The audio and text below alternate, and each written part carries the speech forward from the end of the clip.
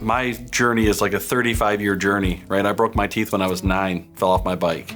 And I've been going through this for a long time with different versions of false teeth and having different procedures.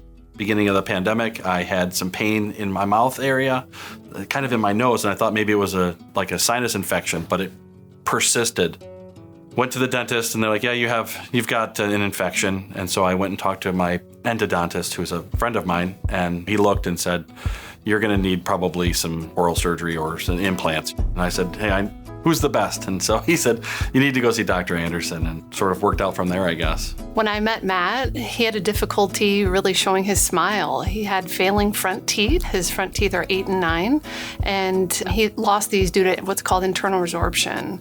So what we did for him is we strategically staggered his implant placements. He has implants at both positions now, and he has a really nice result, and he's confident he has stable teeth for the long haul.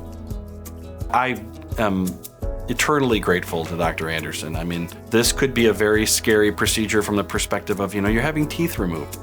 She made me comfortable the whole time, called me personally on my cell phone afterwards. Hey, how are you doing? That just meant everything to me. I actually ended up bringing a gift for her daughters, because I was very grateful. It means a lot when you're treated kind of like a personal friend, and I always felt that way. And so, I can't say thank you enough.